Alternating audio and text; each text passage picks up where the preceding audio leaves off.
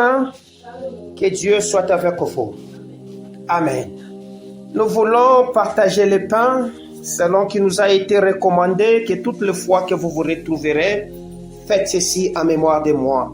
Et ce pain d'aujourd'hui porte la mention ou le thème de rafraîchissement de la destinée. Amen. Nous allons parler du rafraîchissement de la destinée ou de la restauration de la destinée. Selon que nous sommes en train de continuer dans la même pensée que le Seigneur nous a communiqué il y a de cela quelques mois et que nous allons cheminer et nous allons parachever en décembre de cette année selon la volonté de Dieu. Amen. Pour cela, je vous invite dans le nom de Jésus. Nous n'avons qu'un seul texte que nous allons lire aujourd'hui. Ce texte est tiré de Jérémie chapitre 29, le verset 10 à 14. Est-ce qu'on est ensemble? Que Dieu soit avec vous et nous lisons en respect de cette parole. Nous allons nous tenir debout. Je vais le lire dans la version Louis II 1910 au nom de Jésus-Christ. Voici ce que la loi me dit. Mais voici ce que dit l'Éternel.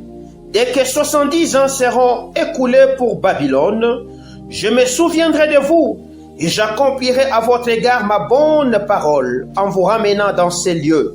Car je connais le projet que j'ai formé sur vous, dit l'Éternel, projet de paix et non de malheur, afin de vous donner un avenir et de l'espérance. Vous m'invoquerez et vous partirez, et vous me prierez et je vous exaucerai. Vous me chercherez et vous me trouverez, si vous me cherchez de tout votre cœur. Je me laisserai trouver par vous, dit l'Éternel, et je ramènerai vos captifs. Je vous rassemblerai de toutes les nations et de tous les lieux où je vous ai chassés, dit l'Éternel, et je vous ramènerai dans les lieux d'où je vous ai fait aller en captivité. Amen. Que Dieu soit avec vous et nous disons Amen à cette parole. Alléluia. Vous pouvez vous rasseoir. Ce matin, je parle de la restauration ou du rafraîchissement de la destinée. Souvenez-vous, dans notre texte de base qui est tiré des Actes des Apôtres chapitre 3 verset 19, la Bible donne un préalable et la Bible me dit, la parole du Seigneur me dit, convertissez-vous afin que des temps de rafraîchissement arrivent. Ce sont des temps qui sont définis comme étant des temps de restauration, comme étant des temps de rétablissement ou des temps de rafraîchissement de la faveur de Dieu à notre grâce. C'est comme ça que nous sommes en train de poursuivre pour connaître comment est-ce que nous pouvons célébrer ou manifester ou prendre part dans ces temps de rafraîchissement qu'il est en train de nous octroyer. Alors ce matin, je parle de rafraîchissement de la destinée. Alléluia. Je parle de rafraîchissement de la destinée. Bien-aimés, lorsque vous lisez ces textes, vous allez comprendre que c'est le Seigneur qui parle par la bouche de Jérémie aux enfants d'Israël. Alléluia. Il est en train de s'adresser à son peuple en leur donnant, en leur spécifiant ce il a prévu faire dans leur vie. Alléluia. Bien-aimés, je l'ai dit, le rafraîchissement est une action de restauration. C'est une action de remise en activité, en vigueur, alléluia, de rétablissement de quelque chose dans son état original. Alléluia. C'est que Israël était amené en captivité. Israël était amené en déportation. Le Seigneur, dans son amour, va leur faire la promesse en disant, lorsque les 70 ans seront écoulés, je vous ramènerai dans votre état initial. Je vous ramènerai dans ce qui était auparavant. Je vous ramènerai dans ce que j'avais de mieux pour vous. Alléluia. C'est là que nous parlons de la restauration ou des rafraîchissements de la destinée. La destinée d'Israël n'était pas qu'ils vivent dans la captivité. La destinée d'Israël n'était pas qu'il soit prisonnier. La destinée d'Israël, c'était qu'il accomplisse la volonté de Dieu. Mais malheureusement, à cause des désobéissances et à cause du péché, ils se sont retrouvés plusieurs fois amenés en déportation. Et cette fois-ci, ils étaient en déportation en Babylonie. Et lorsqu'ils sont allés en Babylonie, c'est là que le Seigneur va leur dire, lorsque les 70 ans vont être écoulés, moi l'Éternel, je vous ramènerai de ce pays-là vers le pays que je vous ai fait sortir. Ce matin, le Seigneur veut ramener quelqu'un du pays où il avait amené en captivité vers le pays où il était en train de vivre. Voilà pourquoi nous sommes en train d'étudier et de comprendre qu'est-ce que le Seigneur veut faire exactement. Alléluia. Le but de Dieu pour l'homme, alléluia, est de ramener son peuple dans le plan de la bénédiction originelle. Lorsque le péché est arrivé, la modification est entrée. Alléluia. C'est que le peuple ne pouvait plus vivre cette bénédiction telle que ça a été défini par Dieu. Voilà pourquoi Dieu a envoyé Jésus afin que nous rentrions dans le modèle qu'il était en train de préparer pour nous. Et le péché nous empêche de rentrer dans le modèle. Alors pour vivre ce modèle, nous n'avons qu'une seule condition, c'est que nous devions tourner, c'est que nous devions nous convertir. Alléluia. Afin que nous manifestions le plan de Dieu ou le modèle de Dieu.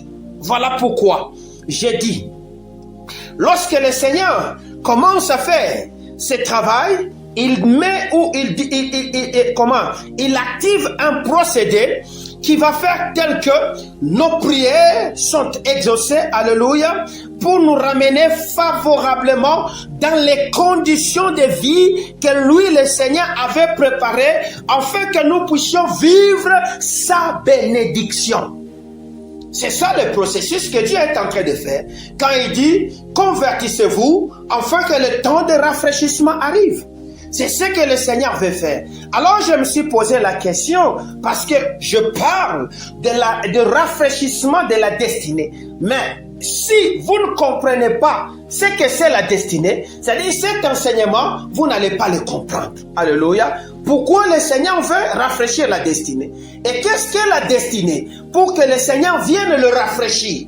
Bien-aimé, selon la Bible, parce que je ne veux pas aller dans le modèle des dictionnaires, selon la Bible, la destinée s'est définie comme un plan divin, alléluia, de paix et d'espérance que Dieu a pour chaque individu. C'est un plan divin que le Seigneur a établi. Et ce plan divin se décline sur deux orientations. L'orientation de la paix et l'orientation de l'espérance. Voilà pourquoi, lorsqu'il parle à Israël, il dit, je connais le projet que je formais pour vous. Ce sont des projets de paix et non de malheur. Voilà pourquoi il est en train de leur dire cela. Parce que c'est là qu'il y avait le modèle de leur destinée. Le modèle de leur destinée, ce n'était pas qu'ils vivent dans un état de trouble. Ce n'était pas qu'ils perdent leur confort ou leur paix intérieure ou leur calme. Ils avaient besoin d'espérer en Dieu et ils avaient besoin de vivre dans la paix. C'est là que Jésus, lorsqu'il veut partir, Jésus nous lègue ou nous laisse quelque chose d'important qui était dans la destinée de Dieu. Alléluia. Jésus dit, je vous donne ma paix, je vous laisse la paix. Que votre cœur ne se trouble pas. Alléluia. Le diable vient travailler dans cette dimension afin de troubler l'homme, lui ravir la paix pour installer les inquiétudes.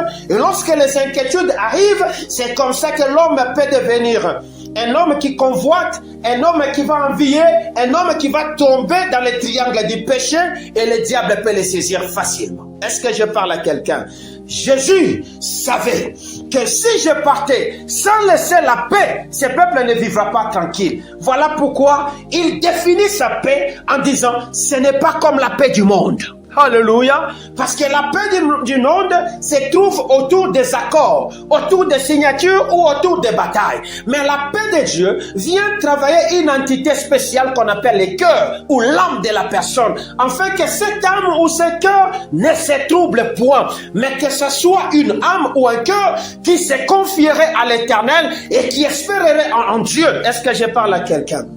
La destinée s'accomplit alors lorsque nous voyons, lorsque la paix et l'espérance que Dieu a définie pour quelqu'un commencent à s'activer, alors Dieu donne à cet homme le libre arbitre. Voilà pourquoi nous disons que ce plan de Dieu, alléluia, que nous appelons la destinée, ce plan divin s'accomplit par le libre arbitre de l'homme qui doit répondre à son appel, qui doit répondre à l'appel de Dieu. Alléluia.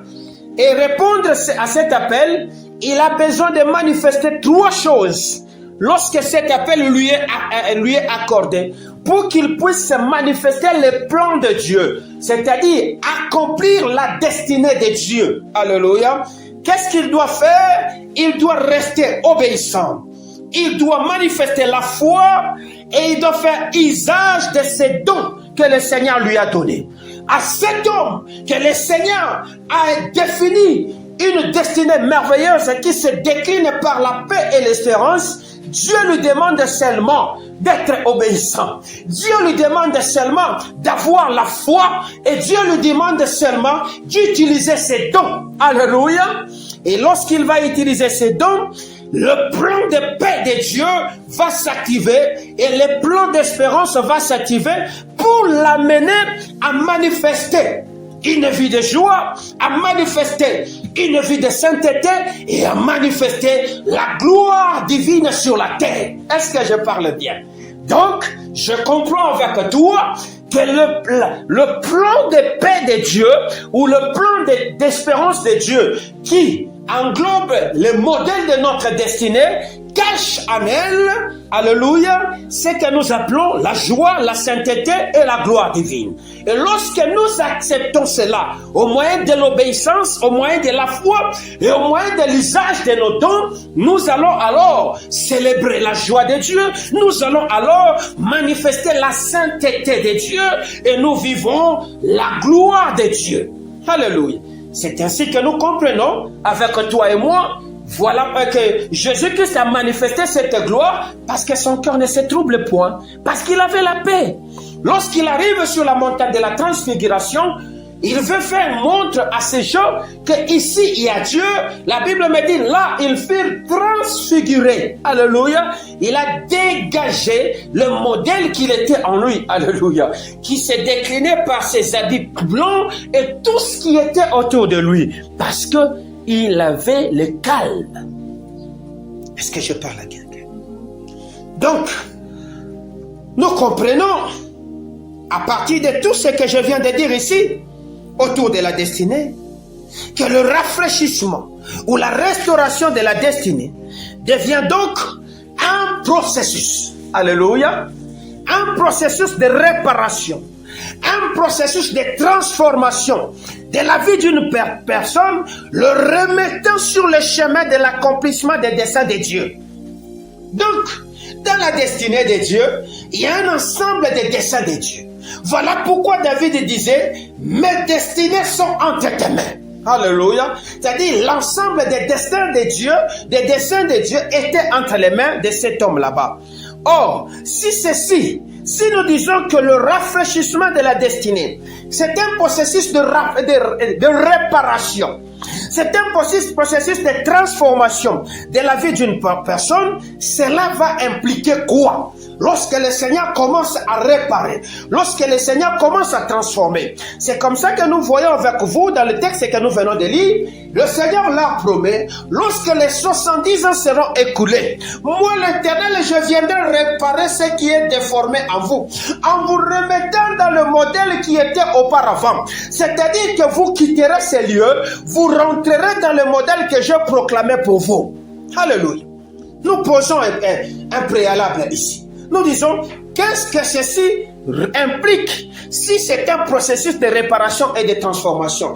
Qu'est-ce que ceci implique pour ta destinée? Qu'est-ce que ceci implique pour ta vie? Ceci implique quoi? Alléluia. La première des choses, ça implique ce que nous appelons la guérison de ceux qui étaient endommagés. Est-ce que je parle à quelqu'un? La guérison de ceux qui étaient endommagés. C'est-à-dire quoi? Quand quelqu'un n'est plus dans la voie de Dieu, quand quelqu'un ne suit plus les desseins de Dieu, il va subir des dommages. Alléluia. Il va subir ce qu'on appelle des blessures. Il va subir des chocs. Et ces chocs va l'immobiliser ou ne plus le permettre de manifester ou d'activer le modèle que Dieu a déclaré dans sa vie et il ne marchera plus dans la voie de Dieu. C'est ainsi que Israël s'est retrouvé en captivité et il ne savait plus sortir. Alors, ils avaient besoin d'être guéris. Ils avaient besoin d'être réparés dans tous les dommages qui ont été causés. La Bible me dit, dans leur détresse, ils crièrent à l'Éternel. L'Éternel leur envoya sa parole et sa parole les a guéris. Alléluia. c'est que lorsque nous ne sommes plus dans le modèle de Dieu, nous connaissons des dommages qui ont besoin d'être restaurés, qui ont besoin d'être guéris. Alléluia. C'est comme ça que Dieu va envoyer la parole qui va guérir les dommages que ça causait dans ce qu'ils étaient en train de vivre comme détresse. Est-ce que je parle à quelqu'un? Qu'est-ce que ceci implique en second lieu? Ceci implique la restitution de ce qui était perdu. Est-ce que je parle bien? Joël chapitre 2, le verset 25, il dit, je vous restaurerai les années qui avaient été dévorées par les Gélèques, les Asiles, les Gazans, ma grande armée que j'avais envoyée contre vous. Donc, quand le Seigneur commence à rafraîchir la destinée, il va restituer ce qui a été perdu. Il va ramener ce qui a été perdu dans son plus meilleur modèle. C'est comme ça que Job, quand il a tout perdu et que Dieu a commencé à restaurer Job dans sa destinée, dans ce modèle que Dieu avait proclamé pour lui, la Bible me dit qu'il a eu au double de tout ce qu'il avait perdu. Est-ce que je parle bien? Troisième des choses, qu'est-ce que ceci implique? Ceci implique la transformation menant à une nouvelle vie plus glorieuse et alignée dans le plan de Dieu. Alléluia. Ceci amène à la transformation menant à une nouvelle vie plus glorieuse. Cela veut dire quoi? Cela veut dire que quand Dieu commence à rafraîchir quelqu'un, il va transformer sa vie. Il va lui donner une nouvelle vie. Voilà pourquoi la Bible dit, ne considérez plus ce qui est ancien. Voici, je vais faire quelque chose de nouveau. Ne la voyez-vous donc pas. Alléluia.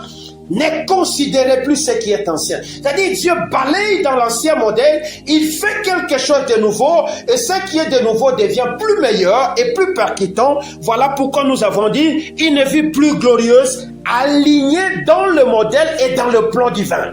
Est-ce que je parle à quelqu'un? Si la restauration ou le rafraîchissement de la destinée implique ces trois choses, examinons dans le détail ces rafraîchissements de la destinée. Alléluia. Examinons maintenant dans les détails. Alors, si nous devions examiner, nous avons dit, c'est une transformation en troisième lieu de ce qui impliquait la destinée, le rafraîchissement de la destinée. C'est une transformation divine, n'est-ce pas? Menant à une vie plus glorieuse. Mais cette transformation, c'est quoi? Alléluia. Cette transformation, c'est quoi exactement? Qu'est-ce que Dieu veut faire lorsqu'il dit « Je vais rafraîchir vos vies » ? Lorsqu'il dit « Je vais rafraîchir votre destinée », qu'est-ce qu'il veut réellement faire? Parce que si vous ne comprenez pas, vous ne jouirez plus de ce que Dieu veut faire. Alléluia. Dieu veut faire ceci. Il veut ajouter quelque chose de nouveau dans la vie pour une gloire plus supérieure à ce qui était du passé. Il veut ajouter quelque chose de nouveau pour une gloire plus supérieure. Lorsque l'homme est tombé dans le jardin d'Éden, il a perdu toute sa gloire. Et c'est vrai que le jardin d'Éden, c'était plus percutant, c'était merveilleux, alléluia, il ne manquait de rien. Mais le Seigneur, quand il vient restaurer au travers Jésus, il amène de plus merveilleux, il ajoute encore au-delà de ce qui était à Éden. Voilà pourquoi nous disons qu'il est le second Adam, le plus meilleur, alléluia, des modèles. C'est-à-dire quand Dieu commence à refondre ces modèles, il veut ressortir quelque chose qui va changer le monde et qui va faire que le monde dise, nous avons vu Dieu ici. C'est ainsi qu'il dit à Israël, lorsque les 70 ans seront écoulés, je vous ramènerai en ces lieux. Et les lieux où il devait les amener, il avait travaillé cela sur un modèle plus percutant, afin qu'il ne soit plus amené en déportation. Est-ce que je parle à quelqu'un? La deuxième des choses, nous disons, lorsque nous examinons, vous allez voir que Dieu vient rafraîchir l'identité. En d'autres termes, Dieu vient restaurer l'identité de la personne. L'identité, c'est-à-dire quoi? Il s'agit de retrouver le modèle original que nous avions perdu. Il s'agit de retrouver le modèle original que nous avions perdu. Parce que le péché vient te déformer en te donnant une autre identité. Chez Dieu, tu étais riche, mais chez le diable, tu deviens pauvre. Chez Dieu, tu étais fort, mais chez le diable, tu deviens faible. Chez Dieu, tu étais puissant, mais chez le diable, tu deviens fatigant. Chez Dieu, tu étais intelligent. Chez le diable, tu deviens bourrique. Alors, lorsque le Seigneur vient rafraîchir la destinée, il restaure l'identité de cette personne en lui ramenant dans le modèle originel, c'est-à-dire dans le modèle primaire où tu étais, pour que tu sois tel que lui te voit. Alléluia. Et ce processus commence par ce qu'on appelle le changement de l'identité. C'est là que le Seigneur, lorsqu'il entre dans la vie de cet homme que nous appelons Abraham, il voit que le modèle qu'on a appliqué à Abraham, c'est un modèle qui ne répond pas au modèle que lui, le Seigneur, avait établi. Il viendra changer l'identité de cet homme. Il dit, toi, on ne t'appellera pas Abraham, mais on t'appellera Abraham. Alléluia. Il met de son identité, afin que dans ce que Dieu voyait en lui, qu'il soit le père de la multitude. Lorsqu'on l'appelait Sarah, lui dit non, on t'appellera Sarai. On t'appellera plus Sarai, on t'appellera Sarah. Alléluia. Parce qu'elle voyait en elle une mère des nations. Est-ce que je parle très bien? Une mère des nations. Cette identité originale qu'elle lui avait prévue. Le ciel te connaît mieux. La terre ne te connaît pas. Aujourd'hui sur la terre, on va te voir comme un mendiant. Aujourd'hui sur la terre, on te voit comme un inutile, un homme qui a échoué. Le processus de rafraîchissement de l'identité nous ramène dans le plan de Dieu, dans le plan divin, afin que nous soyons vus comme il est. Alors, lorsque cela commence, il travaille l'intérieur et il te présente. Alléluia. Et quand il te présente, le monde te verra comme lui te voit. Et tu auras de la paix. Tu auras cette percussion telle que le monde attend. Est-ce que je peux encore aller plus loin? Il y avait un homme qu'on appelait Joseph. Joseph n'avait pas, il avait perdu de son identité. Il avait l'identité de prisonnier. Il avait l'identité d'un esclave. Il avait tout ce qu'il a eu comme identité. Mais quand Dieu a commencé à travailler Joseph, il a sorti toutes ses identités là-bas. Prisonnier, esclave, vendu, je ne sais pas tout ce qu'il avait.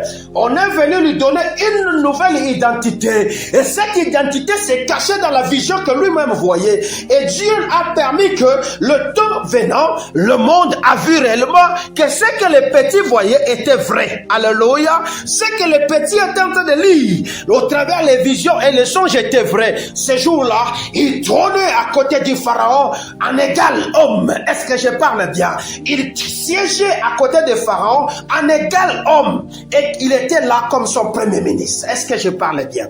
C'est que c'est vrai, le monde te voit aujourd'hui comme quelqu'un qui a échoué. Le monde te voit aujourd'hui comme quelqu'un qui ne pourra rien faire. Mais le ciel n'a pas encore dit son dernier mot. Le ciel n'a pas encore libéré son verdict sur toi. Le temps est arrivé pour que toi tu vives le verdict du ciel. La seule chose à faire, c'est de tourner sur le péché et de t'engager sur la voie de Dieu. Et lorsque tu seras sur cette voie, tu vivras ce que le Seigneur est en train de faire.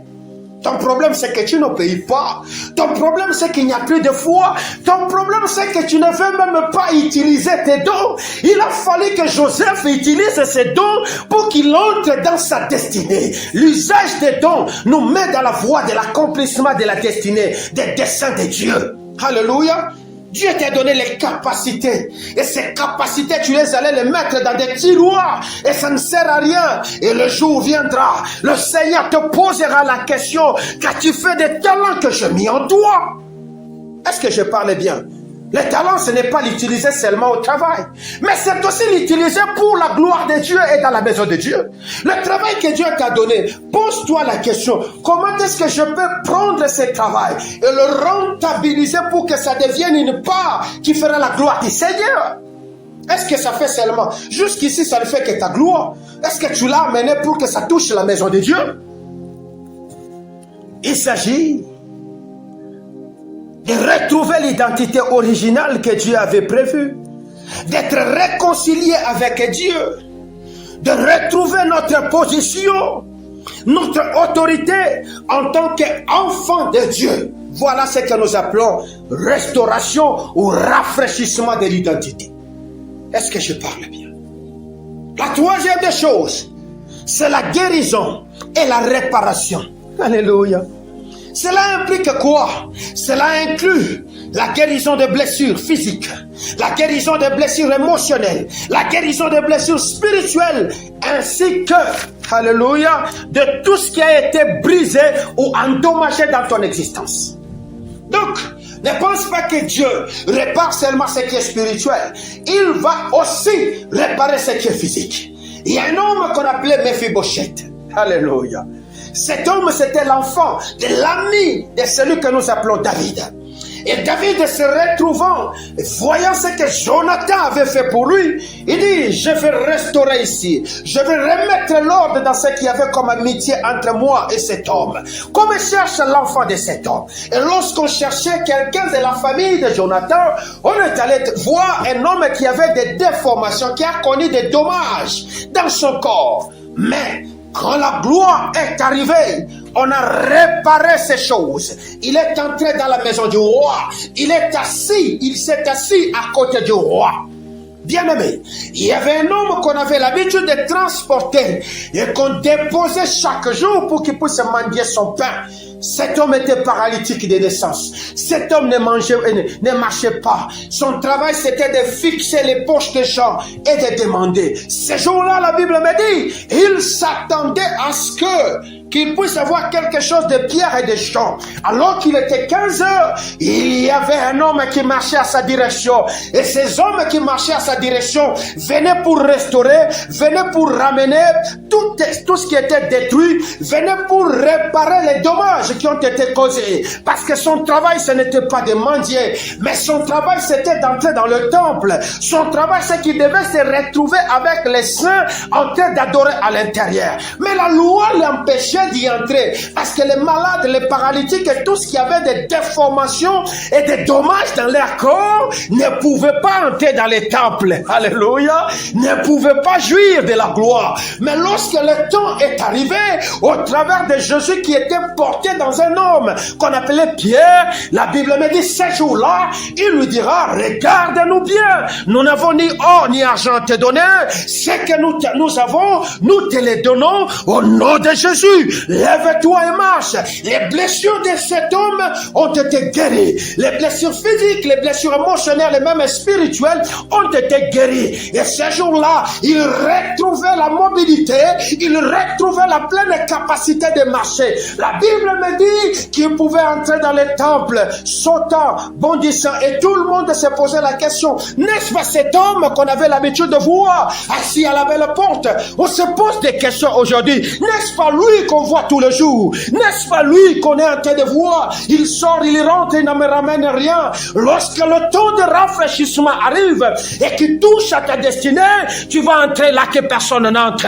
Tu vas entrer dans les carrés fermés des gens, parce que quand ça arrive en toi, ça te ramène dans le modèle originel. J'annonce comme un prophète ce matin qu'il y a quelqu'un qu'on veut ramener dans le modèle originel que Dieu avait prévu pour lui. Ta place n'est pas de rester avec les pleurnichards qui étaient dans la vallée d'Adullam avec David. Non, ta place, c'est de siéger avec le roi. Et le travail que le Seigneur est en train de faire, c'est qu'il veut te sortir de cette vallée de pleurs pour te mettre dans la vallée de la joie.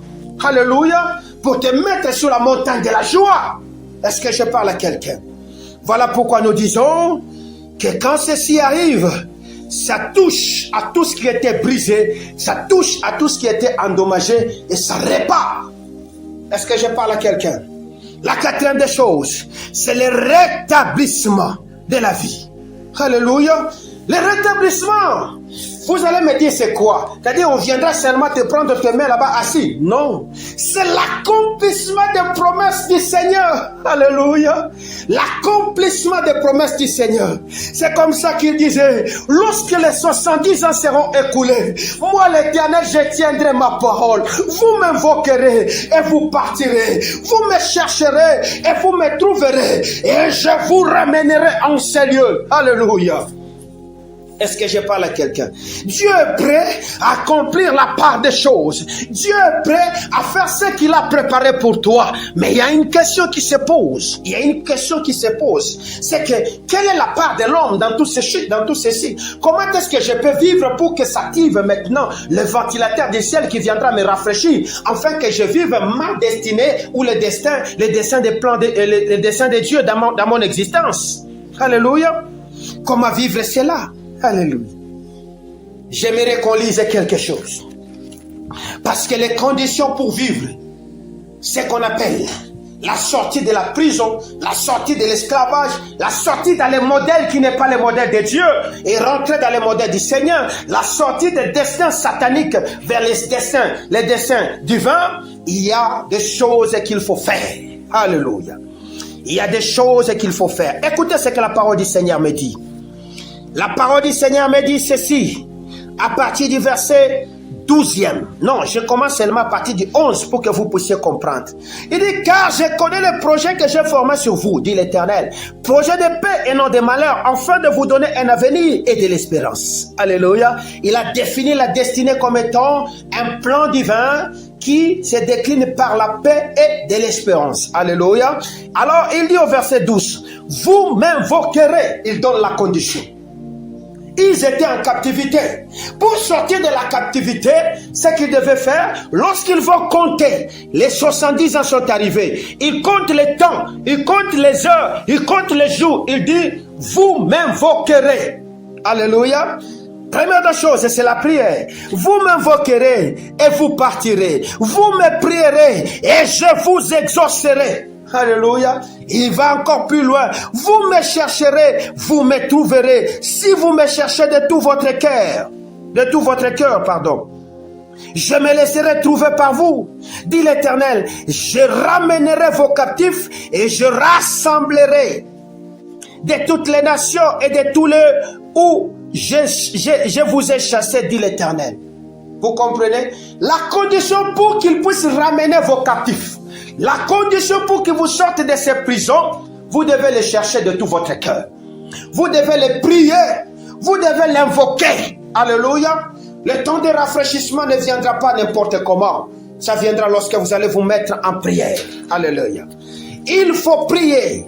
Et pas n'importe quelle sorte de prière. Il s'agit de prières particulières, demandant ce rafraîchissement ou demandant cette restauration. Alléluia. Restauration de la santé, restauration de la paix intérieure, pour que ceci vous guide dans la vie vers l'accomplissement de la destinée que le Seigneur vous avait assignée. Alléluia. Nous sommes des missionnaires sur la terre. Nous avons un agenda. Nous avons un plan que nous sommes en train de suivre, que nous devons exécuter. Et ce plan, pour le connaître, Dieu seul en a entre ses mains. Alors, les enfants de Dieu ont l'obligation de l'invoquer, ont l'obligation de les chercher. Bien-aimé, ton problème c'est quoi? C'est que tu ne cherches plus le Seigneur. Alléluia. Ton problème c'est quoi? C'est que tu cherches des problèmes avec les hommes. Ton problème c'est quoi? C'est que tu trouves que ton malheur, ce sont les hommes. C'est Dieu qui avait amené Israël en captivité. C'est Dieu qui les avait amenés là-bas. Va chercher ces dieux là-bas, dans la prière. Il s'agit de faire une prière particulière. Je n'ai pas dit n'importe quelle sorte de prière. Des prières particulières qui va permettre à ce que s'active le processus de la restauration, de la santé, du travail, du mariage et du bien-être que tu cherches. Parce que ça fait partie de l'agenda divin dans le dessein du Seigneur qui est englobé dans la destinée que le Seigneur vous a assignée. Est-ce que je parle bien? Deuxième des choses, comment vivre cela? Il faudra qu'il y ait ce que nous appelons le rétablissement du culte. Rétablissez l'autel de Dieu. Ramenez la place de Dieu. Ramenez Dieu dans sa place dans vos vies. Ramenez la place de l'adoration dans vos vies. Jésus-Christ est venu chercher de vrais adorateurs. Ceux qui savent adorer le Père en esprit et en vérité. Bien-aimé, quand il y avait du désordre, ce jour-là, qu'Akab et sa femme avaient mis, Élie va les défier. Élie va leur montrer, pour résoudre ces problèmes, il faut restaurer l'autel de Dieu. Alléluia. Il faut ramener Dieu à sa place. Bien-aimé, ton problème, c'est que tu as oublié Dieu. Je t'ai vu cette nuit. Tu as tellement maigri. Alléluia. Tu as perdu toute ton énergie parce que la place que tu avais, tu n'en as plus. Tu es plus en train de voir. Physiquement, tu as du poids, mais spirituellement, tu n'en as plus. Tu as perdu toute ton énergie parce que tu as oublié Dieu. L'autel n'est plus là. Il n'y a plus. L'autel peut être là, mais qu'est-ce que tu mets sur cet autel? Alléluia. La place de Dieu n'est plus là dans ton cœur. La place de Dieu n'est plus là dans ton cœur. Ton cœur est plus acharné à suivre ce qui est de ce monde. Et voilà pourquoi nous vous avons dit, vous ne pouvez pas vivre un rafraîchissement s'il n'y a pas un renouvellement de l'intelligence. Vous vous conformez trop à ce qui est de ce monde. Vous voyez trop ce qui est du ventre. Ça va passer avec un profond bruit.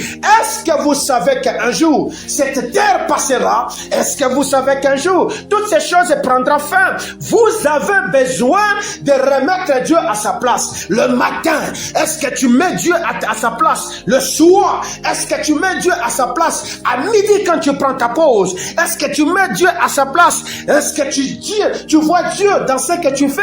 Ou bien tu vois tes intérêts à toi? Alléluia. La place d'adoration dans la vie d'une personne, c'est ce que nous appelons les fondamentaux. Alléluia. Les fondamentaux qui font que le processus du rafraîchissement ou de restauration soit déclenché dans ton existence. Tu as expérimenté à un moment donné ce modèle. Tu étais plus en train de dire, Mungu, tu adorais beaucoup, tu faisais des choses, tu as vu ta vie marcher à grande vitesse. Quand tu t'es arrêté, ça s'est arrêté. Alléluia. Parce que c'est comme un ventilateur où on est en train de tourner à la manivelle. Et la manivelle doit être tournée en permanence. Lorsque tu arrêtes, le vent ne va plus sortir. Ton problème, c'est que tu as arrêté, tu es en train de vivre un peu de ces fraîcheurs. Mais je t'informe, bientôt ça va s'arrêter. Parce que la manivelle ne tourne plus. Est-ce que je parle à quelqu'un? Troisième des choses, comment vivre le temps de rafraîchissement de la destinée? Alléluia. Il faudra qu'il y ait ce que nous appelons une réconciliation. Une réconciliation avec Dieu. Une réconciliation avec les autres. Une réconciliation même avec la créature. Alléluia. Ou la création. Est-ce que je parle bien? Voilà pourquoi on dit la nature attend avec un profond désir la révélation des fils de Dieu. Il y a une relation entre nous et la nature qui fait partie de la création de notre Dieu. Il y a une relation entre nous et les autres. Il y a une relation avec Dieu. Venez à moi, vous tous qui êtes fatigués et chargés, je vous donnerai du repos, disait Jésus. La Bible me dit, venez et plaidons ensemble. Même si vos fautes étaient plus rouges que le sang, moi l'Éternel, je les rendrai plus blanches que la neige. Ceux qui obéiront mangeront les meilleurs fruits. Bien-aimé, ça fait beaucoup de temps, ta vie n'est plus dans le droit chemin. C'est un grand mensonge que tu es en train de cacher dans ton existence. Et tu penses que nous ne savons pas. Bien-aimés, nous pouvons, nous en tant qu'aimés, même si nous devions savoir ou ne pas savoir, ça ne nous concerne pas, ça te concerne toi-même. Mets de l'ordre dans ta vie, mets de l'ordre dans ton existence, parce que la porte que tu as ouverte aujourd'hui, que tu minimises, lorsque le boomerang de ces choses que toi tu avais provoquées arriveront, tu vas crier, mais ça sera trop tard parce que ça va t'engloutir.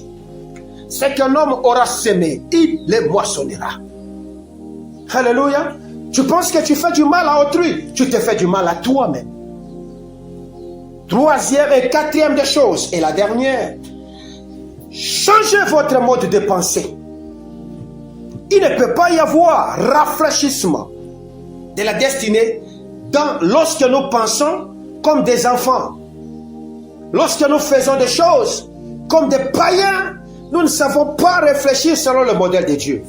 Vous avez besoin de renouveler votre pensée pour qu'elle corresponde à la pensée de Jésus-Christ. Ayez en vous les pensées qu'avait Jésus. Pierre disait ça, je passe aux Colossiens, je crois. Ce qui permet de saisir pleinement les desseins de Dieu. Lorsque vous avez la pensée de Dieu en vous, ou la pensée de Jésus-Christ, c'est alors que vous allez saisir, je dis bien toucher au plan ou au dessein de Dieu. Est-ce que je suis ensemble? Est-ce que je suis ensemble? Ce matin, j'ai dit le rafraîchissement de la destinée. Ce matin, j'ai dit le rafraîchissement de la destinée. La destinée, le maître de la destinée, c'est Dieu. Alléluia. C'est lui qui sait connaître, il connaît cette ligne-là qu'il est en train de tracer. Il sait comment tu peux y entrer. Alors, ne cherche pas à faire ton modèle à toi. Laisse-toi entre les mains du Seigneur. Rentre dans la prière. Rétablis les cultes. Réconcilie-toi avec Dieu. Change ton mode de vie. Tu vivras une destinée glorieuse. Lorsque les 70 ans seront écoulés, vous rentrerez ici. Il fallait aussi, quand les 70 ans s'écoulaient, qu'ils changent leur mentalité. Alléluia. Qu'ils changent leur perception de voir des choses. Qu'ils se réconcilient avec Dieu dans son modèle parce qu'ils se mettaient à adorer les autres dieux.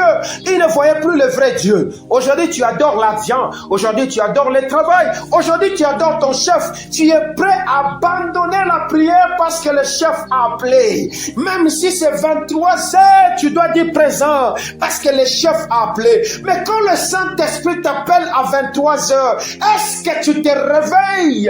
Quand le Saint-Esprit t'appelle à 3 heures, qu'est-ce que tu fais? Le Saint-Esprit a dit, je rendez-vous avec toi, viens. Est-ce que tu peux au moins arrêter pendant un temps, prendre ne serait-ce que 30 minutes pour converser avec ton Dieu et changer de stratégie sur ta vie?